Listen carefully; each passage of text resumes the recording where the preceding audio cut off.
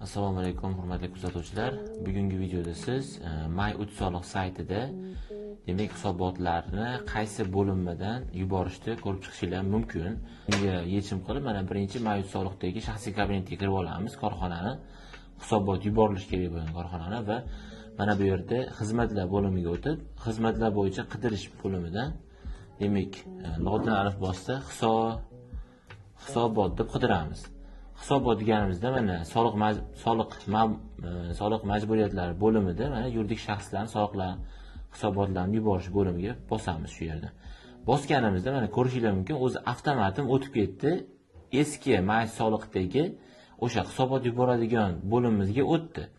Deyarli hech narsa o'zgarmagan hisobot yuborishda faqat shu birinchi tilni o'zgartirib olsanglar bo'ldi. Mana yuqorida o'zbek tiliga o'tkazib olsanglar, mana o'zbekcha bo'ladi, tamom. Boshqa hech narsa o'zgarmagan. Elektron shakllarga kirib tanlab yuboraverasiz. Yokida mana bu yoqdan demak fayl yuklangan fayllarni skript orqali tortib, demak hisobotni yuborishingiz mumkin bo'ladi. Hech narsa o'zgargani yo'q. E'tiboringiz uchun rahmat kattakon.